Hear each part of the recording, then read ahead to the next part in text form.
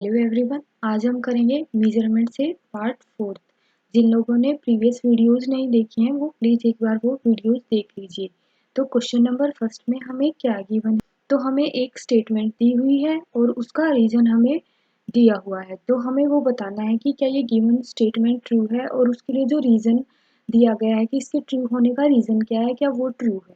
तो देखिए स्टेटमेंट हमें क्या दी हुई है, it is always desirable to take the reading of an indicating instrument very close to the full scale reading। क्या ये हमेशा हम यही चाहते हैं कि हमारी रीडिंग हमेशा इंस्ट्रूमेंट की फुल स्केल रीडिंग के पास ही आए। और इसका रीज़न क्या हमें दिया हुआ है, accuracy of an indicating instrument is maximum at the full scale deflection. की जब हमारी रीडिंग बिल्कुल फुल स्केल के पास आ जाती है तो उसका मतलब होता है कि जो इंडिकेटिंग इंस्ट्रूमेंट है उसकी एक्यूरेसी हमारी अच्छी है। And error increases as reading comes closer to the beginning of the scale. की जैसे जैसे हमारी रीडिंग जो स्केल है, जो हमारा स्केल होता है कैलिब्रेशन स्केल, उसके बिल्कुल स्टार्टिंग में आने लग जाती है तो हमारी एरर इंक्रीज होती है। तो ये क्वेश्चन में हमसे बोला गया है। तो हमें पता है कि एक्यूरेसी किसी भी इंडिकेटिंग इंस्ट्रूमेंट की वो मैक्सिमम होती है फुल स्केल डिफ्लेक्शन पे, और जो एरर है हमारी इंक्रीज होती जाती है जैसे जैसे हमारी रीडिंग स्केल की बिगनिंग की साइड आनी स्टार्ट हो जाती है। तो हमारा स्टेटमेंट भी करेक्ट है और हमारा रीजन भी करेक्ट है। तो both A and R true, दोनों स्टेटमेंट ट्रू हैं और R is the correct explanation of A. Question number second में क्या गिवन है, the difference between the indicated value and the true value of a quantity is. कि हमारे पास कोई indicated value है कि किसी इंस्ट्रूमेंट में कोई मेजर्ड वैल्यू है और उसको जब माइनस कर देंगे हम ट्रू वैल्यू से तो हमारा क्या आ जाता है, तो उससे हम एब्सोल्यूट एरर फाइंड आउट कर सकते हैं। ये हमने प्रीवियस वीडियो में भी ये इस टाइप का क्वेश्चन किया है। क्वेश्चन नंबर थर्ड में क्या गिवन है, which one of the following statement is correct. कि नीचे गिवन स्टेटमेंट में से कौन सी स्टेटमेंट हमारी करेक्ट है। The application of the instrument in wrong manner in the procedure of measurement results in are. हमें क्या बोला गया है कि हमारे पास कोई इंस्ट्रूमेंट है और हमने उसको उसके कनेक्शन अलग तरीके से कर दिए हैं, कि मतलब जिस टाइप में करेक्ट वे में ना करके रॉन्ग मैनर में उनके कनेक्शन कर दिए हैं। तो उस वजह से हमारी जो एरर आएगी वो किस टाइप की एरर होगी, क्या वो इंस्ट्रूमेंट एरर होगी, रैंडम एरर होगी। ये कोई रैंडम एरर तो है नहीं, सिस्टमैटिक सिस्टम में भी कोई एरर नहीं आई है हमारी। और ग्रोस एरर कौन सी एरर होती है, जो ह्यूमन मिस्टेक की वजह से हमारी एरर आती है वो ग्रोस एरर होती है। तो हमने यहाँ पे क्या किया है कि जो इंस्ट्रूमेंट है उसके कनेक्शन ही रॉन्ग मैनर में किए हैं, तो ये इंस्ट्रूमेंटेशन, तो ये कौन सी एरर हो जाएगी, इंस्ट्रूमेंट एरर हो जाएगी। क्वेश्चन नंबर फोर्थ में क्या गिवन है, dynamic errors are caused by. की जो डायनेमिक एरर्स हैं हमारी वो किस वजह से होती है। इंस्ट्रूमेंट नॉट रिस्पॉन्डिंग फास्ट, कि हमारा जो इंस्ट्रूमेंट है वो जल्दी जल्दी रिस्पॉन्स नहीं दे रहा है। या सेकंड ऑप्शन में क्या गिवन है, ह्यूमन एरर, या कोई ह्यूमन एरर आ गई है उसकी वजह से डायनेमिक एरर होगी, इन्वायरमेंट एरर है या कोई ऑब्जर्वेशनल एरर है।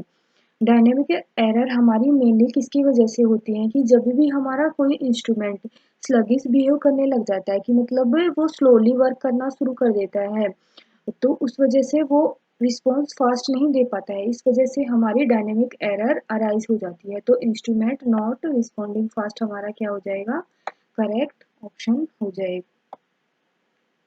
क्वेश्चन नंबर फिफ्थ में हमें क्या गिवन है, कंसीडर द फॉलोइंग स्टेटमेंट। की ये नीचे दी हुई स्टेटमेंट है, इनको एक बार कंसीडर कीजिए। इन अ मेजरिंग इंस्ट्रूमेंट, की एक मेजरिंग इंस्ट्रूमेंट में फर्स्ट स्टेटमेंट क्या दी है, linearity is more important then sensitivity. की जो लीनियरिटी है वो ज़्यादा इम्पोर्टेंट होती है सेंसिटिविटी से।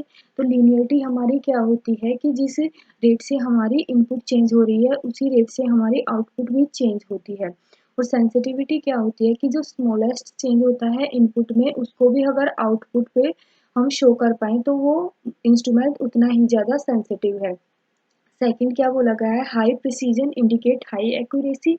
लीनियरिटी का मतलब है कि जो इनपुट है उसी के अकॉर्डिंग लीनियरली हमारी आउटपुट चेंज हो। सेकंड ऑप्शन क्या है, high precision indicate high accuracy. तो प्रिसीजन हमारा क्या होता है, it is the repeatability of the instrument for the same input signal. और प्रिसीजन हमें कभी भी गारंटी नहीं देता कि इंस्ट्रूमेंट हमारा जो आउटपुट देगा वो एक्यूरेट होगी। थर्ड ऑप्शन में क्या गिवन है, accuracy can not be better than resolution. और रिजोल्यूशन हमारा क्या होता है, जो स्मॉलेस्ट आउटपुट जो हम डिस्प्ले कर सकते हैं इंस्ट्रूमेंट पे क्लियरली, वो हमारा रिजोल्यूशन होता है। तो हाई प्रिसीजन हमें कभी भी गारंटी नहीं देता कि हमारा इंस्ट्रूमेंट हमें एक्यूरेट रीडिंग दे रहा है। तो यहाँ से अगर हम कंक्लूजन निकालें तो क्या कंक्लूजन निकलेगा कि ऑप्शन फर्स्ट और थर्ड हमारे करेक्ट हो जाएंगे। क्वेश्चन नंबर 6 में हमें क्या गिवन है, a voltage of 2.70 volt is being measured by an analog indicating instrument.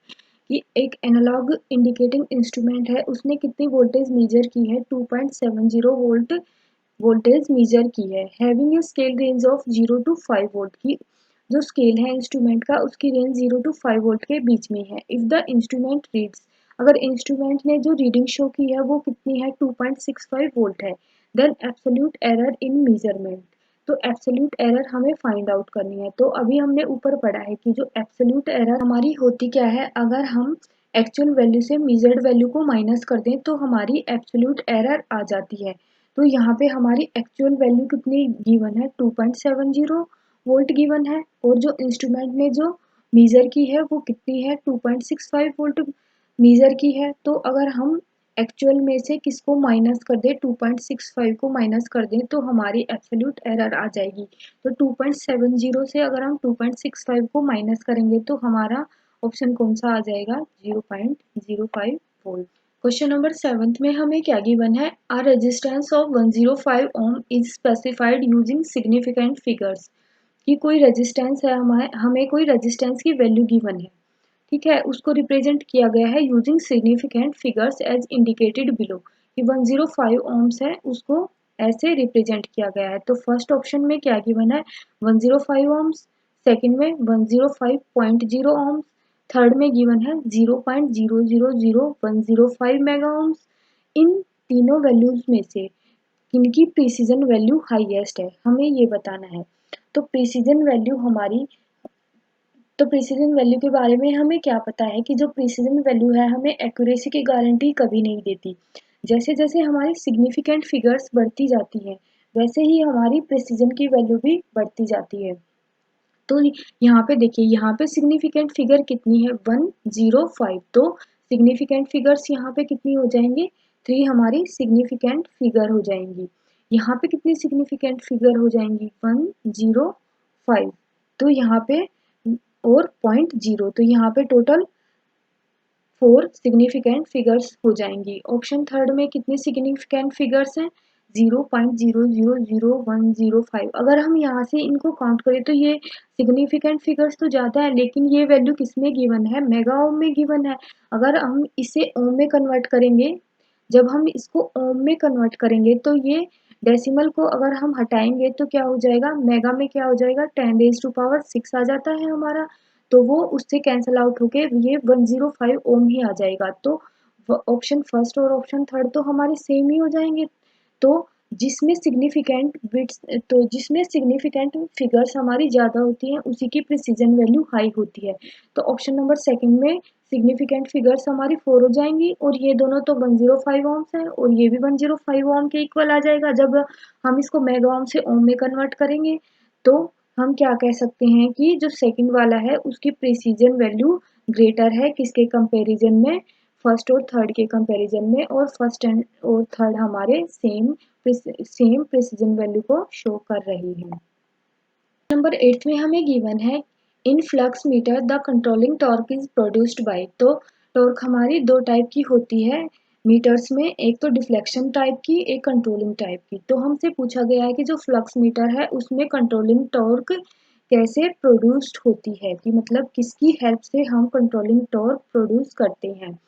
तो फर्स्ट ऑप्शन है weight attach to the moving coil, second में गिवन है स्प्रिंग, थर्ड में not provided at all, fourth में गिवन है crossed coil mechanism. तो एक चीज हमेशा याद रखिए, जो हमारा फ्लक्स मीटर होता है और जो हमारा हम मैगर यूज करते हैं हाई रेजिस्टेंस की मेजरमेंट के लिए, और पावर फैक्टर मीटर, इनमें कोई भी कंट्रोलिंग टॉर्क प्रोवाइडेड नहीं होता। तो क्वेश्चन नंबर 9 में हमें क्या गिवन है, हमें एक स्टेटमेंट गिवन है। उस स्टेटमेंट के अकॉर्डिंग क्या बोला गया है, precision is a necessary prerequisite of accuracy, कि प्रिसीजन हमारा एक्यूरेसी के लिए ज़रूरी है। सेकंड, इसका रीज़न क्या गिवन है हमें, प्रिसीजन गारंटी एक्यूरेसी, की प्रिसीजन ही हमें गारंटी देता है एक्यूरेसी की। तो अभी हमने थोड़ी देर पहले क्वेश्चन किया है कि जो प्रिसीजन है हमारा एक्यूरेसी की गारंटी कभी नहीं देता, लेकिन ये नेसेसरी होता है एक्यूरेसी, जब हम एक्यूरेसी फाइंड आउट करते हैं। तो स्टेटमेंट हमारी फर्स्ट तो करेक्ट हो जाएगी, लेकिन जो इसके लिए रीज़न हमें गिवन है वो रीज़न हमारा क्या हो जाएगा, फॉल्स हो जाएगा। तो ऑप्शन फर्स्ट हमारा यहाँ पे करेक्ट हो जाएगा। नंबर 10 में हमें क्या गिवन है, Schering bridge is use to measure which of the following, कि शेयरिंग ब्रिज की हेल्प से हम क्या मेजर करते हैं। फर्स्ट ऑप्शन क्या है, फ्रीक्वेंसी मेजर करते हैं। तो फ्रीक्वेंसी के लिए हमें पता है कि हम वेन ब्रिज यूज करते हैं। सेकंड ऑप्शन में क्या गिवन है, इंडक्टेंस। तो मैक्सवेल ब्रिज और एंडरसन ब्रिज है, उनको हम यूज कर सकते हैं इंडक्टेंस को फाइंड आउट करने के लिए। थर्ड ऑप्शन है कैपेसिटेंस। तो सीरिंग ब्रिज है, उसको यूज करते हैं मेजर करने के लिए कैपेसिटेंस को मेजर करने के लिए हम व्हीटस्टोन ब्रिज और केल्विन ब्रिज को यूज करते हैं। तो हमारा ऑप्शन कौन सा करेक्ट हो जाएगा, ऑप्शन नंबर थर्ड हमारा करेक्ट हो जाएगा।